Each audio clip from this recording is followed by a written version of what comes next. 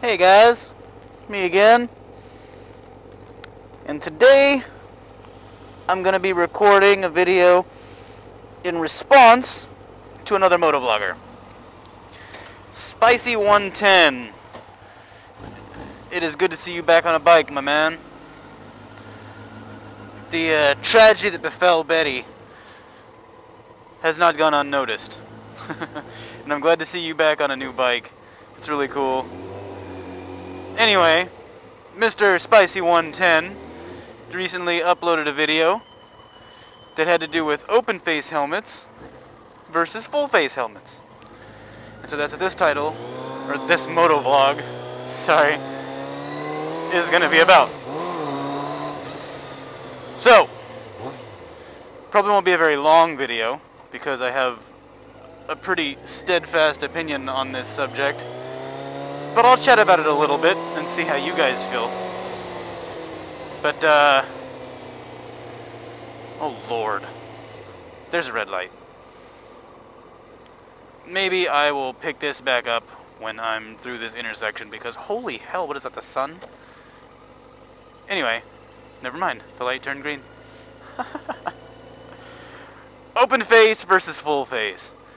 I wear a full face helmet all the time. And I always have.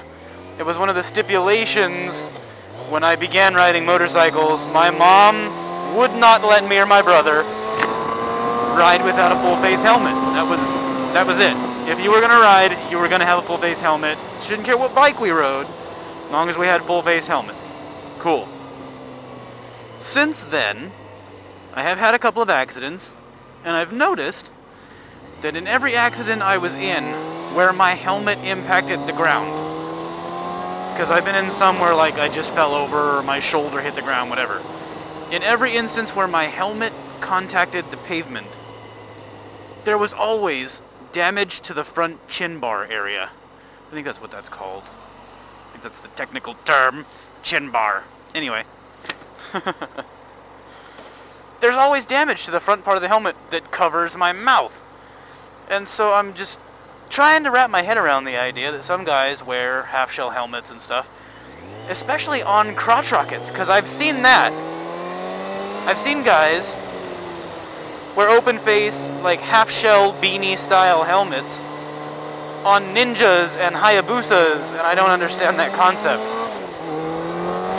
But the question that Spicy raised was, do you not like your face? Are you, like, asking for damage to happen by wearing that kind of helmet? And you know, brother, I kind of have to agree with you on that one.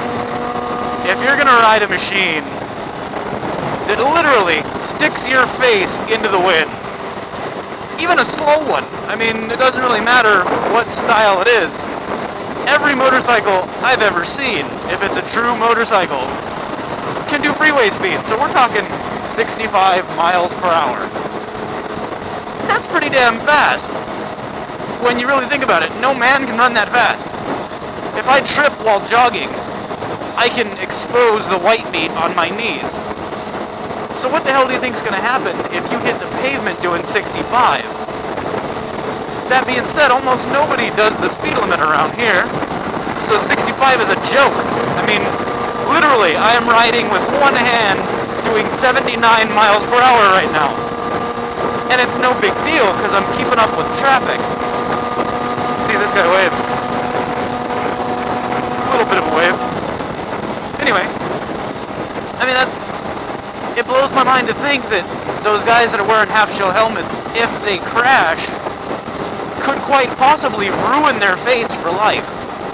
I mean, if a rock comes off of the wheel of this car ahead of me and was to hit me square in the teeth, it could knock my bloody teeth out.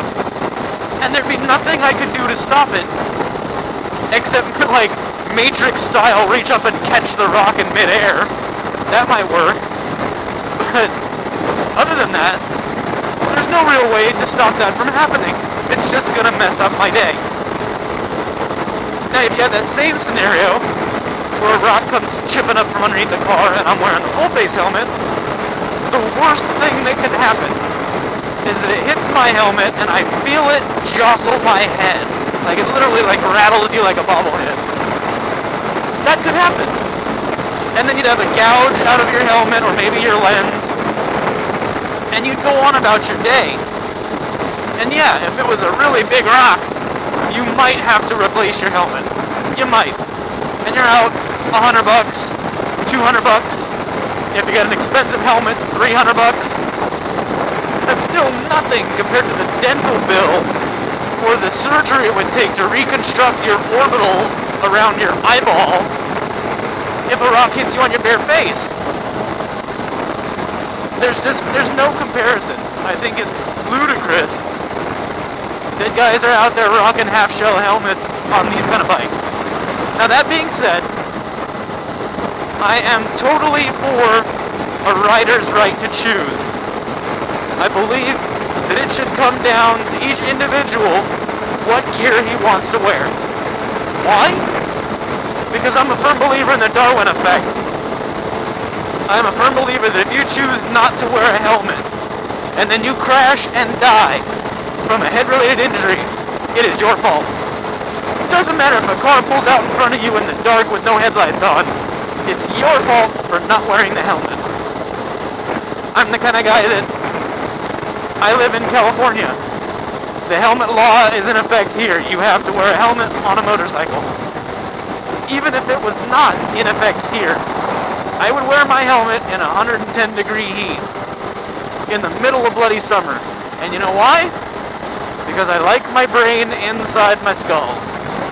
Because I like that this lens protects my eyeballs from dust and bugs and rocks and smog and little bits of debris that come with being on the freeway. You know what I mean? There really is no comparison. No set of sunglasses, no set of goggles that's going to protect my head as much as this helmet is. And I've been in a couple of accidents. One accident in particular where I laid my bike down. I lost traction in the rain and hit a curb in an island getting onto the freeway. And I literally looked like a goddamn break dancer sliding along the pavement on the top of my head and one shoulder with my feet in the air, perpendicular to the ground, okay? The helmet showed the signs. It was all the way down to the shell, but it protected my head. There's no fighting that fact that these helmets, I don't care if they're Snell, I don't care if they're DOT, I don't care what the deal is. The ones that wrap around your whole head protect you better than the ones that don't. It's the way it works. There is no rock that's going to come flying up off the freeway that's going to punch a hole in the mouthpiece of this helmet. There's not. Now, if a pipe were to fall off that bridge or something, this helmet ain't going to save me from a pipe. But then neither would the half shell, neither would a military helmet. There are some things you can't really defend against. If it's your time, it's your time. But for my money, it is all about the full face helmet. I've had several helmets over the course of my riding career. That's really cool. I don't know if you guys can see that on camera. That was an eagle. Well, probably not an eagle, it's probably a falcon. Anyway. Over the course of my riding career, I've had a handful of helmets, and I've worn half shells and stuff to go around the block or whatever to test it. It doesn't feel safe to me.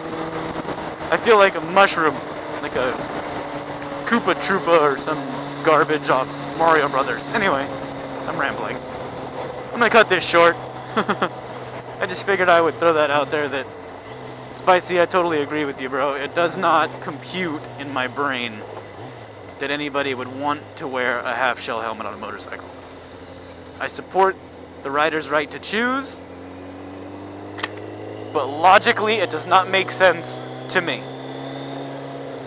So, with that being said, feel free to comment or video respond or whatever it is you guys do, because I know you have opinions and I like to hear them. And I'll see you guys on the next one.